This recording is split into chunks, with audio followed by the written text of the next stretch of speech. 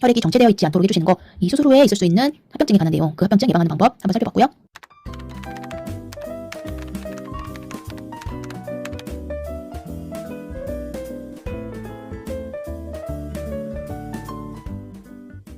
혈액이 묻은 요리 제품은 먼저 뜨거운 물로 헹구고 찬물로 씻는다.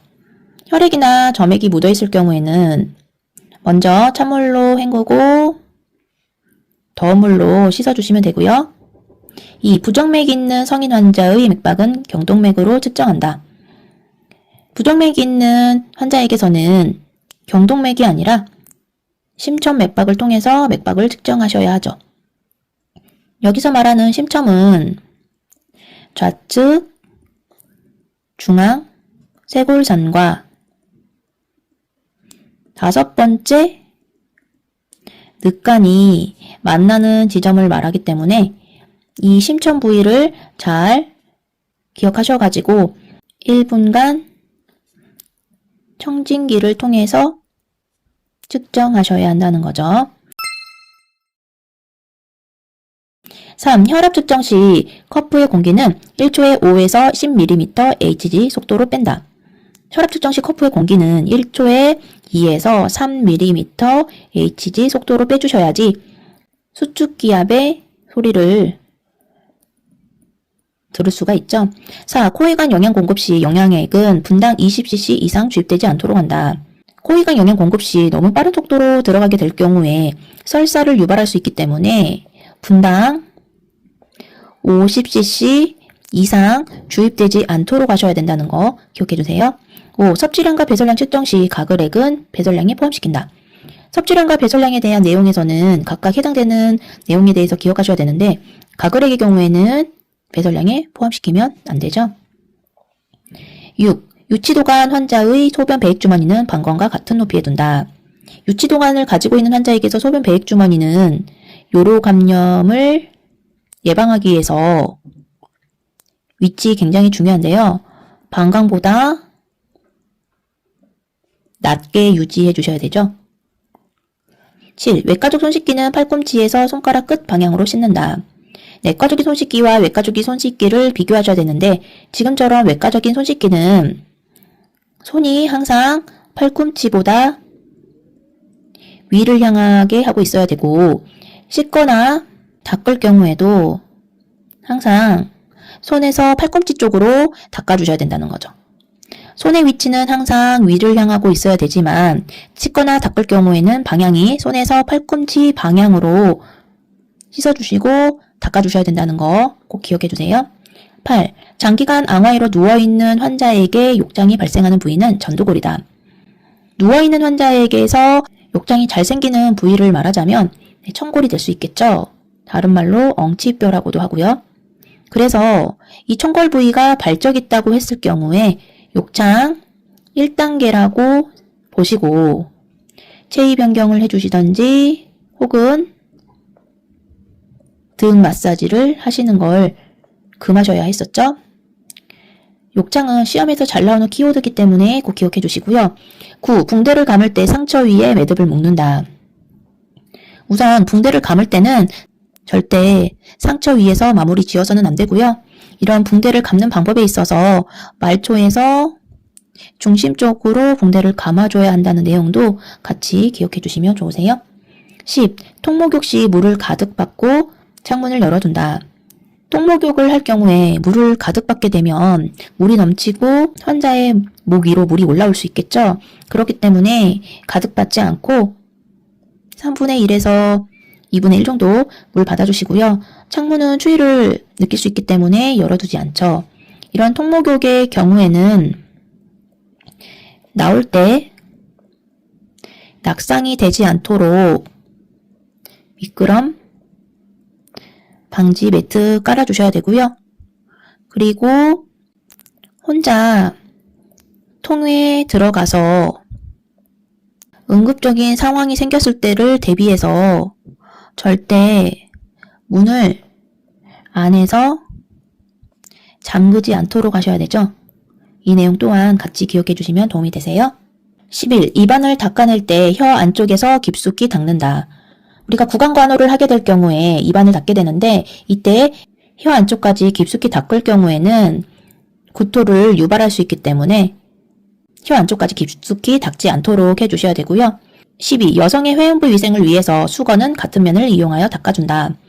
회음부 위생을 위해서는 같은 면을 이용해서 닦아주시는 게 아니라 다른 면을 사용하시는데 깨끗한 면을 사용하셔가지고 각 부위를 닦아주셔야 되죠. 그래서 요도에서 항문 방향으로 닦아주셔야 되고요. 대음순, 소음순 방향으로 닦아주셔야 된다는 내용도 같이 기억해 주세요. 순서상으로 본다 그러면 대음순, 소음순, 요도, 질, 항문 방향으로 닦아주셔야 된다는 거 기억해 주시면 되겠어요. 13. 목에서 가능한 관절 운동은 굴곡신전, 과신전, 외회전, 내회전이다.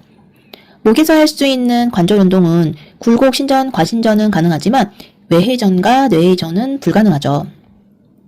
외회전과 내회전은 고관절이나 어깨에서 할 수 있는 대표적인 관절 운동이라고 보시면 되겠고요. 목에서 할 수 있는 관절 운동은 굴곡신전, 과신전, 회전, 측방 굴곡이 목에서 할 수 있는 대표적인 관절 운동이라고 보시면 되겠어요. 14. 처음 목발 보행하는 경우 보폭을 넓게 하여 시작한다. 목발을 처음 사용하게 될 경우에는 먼저 보폭을 좁게 해서 시작하시고 점점 넓게 보폭을 유지하면서 사용하시면 되겠죠. 15. 더운물 주머니 적용 시 더운물을 주머니에 가득 채운다. 우리가 주머니를 사용한 데 있어서 물을 채울 때는 절대 가득 채우지 않고 3분의 1에서 2분의 1 정도 채워주시고요. 더운물 주머니를 주머니에 채울 때는 공기를 빼고 채워주셔야 된다는 거 기억해 주시고요.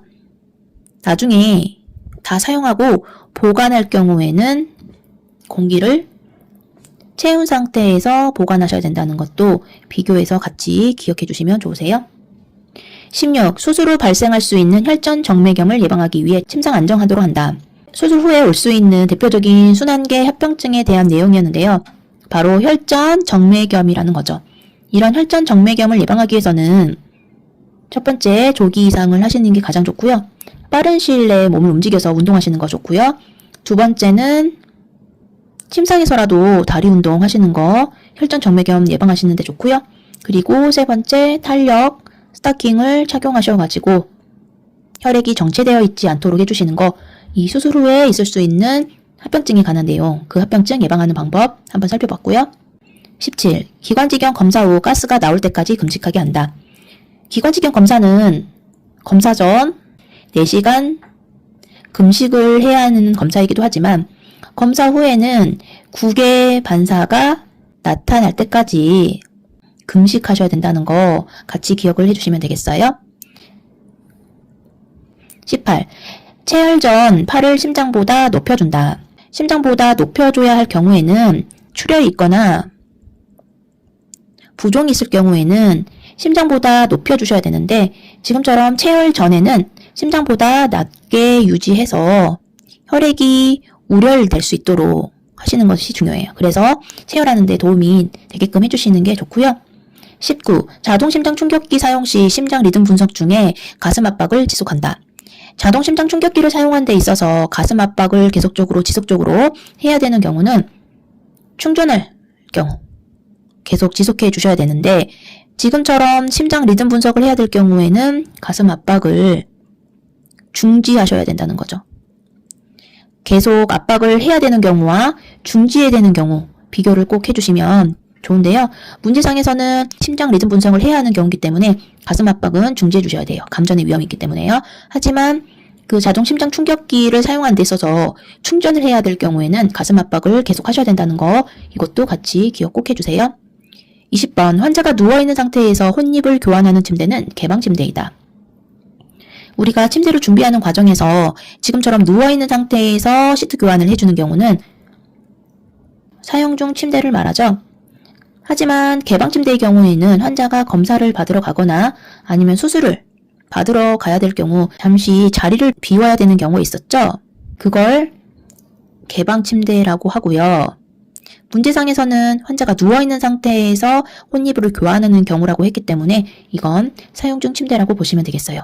빈 침대도 같이 기억을 하셔야 되는데 빈 침대는 입원한 환자에게서 침상 준비하는 방법이라고 보시면 되겠죠?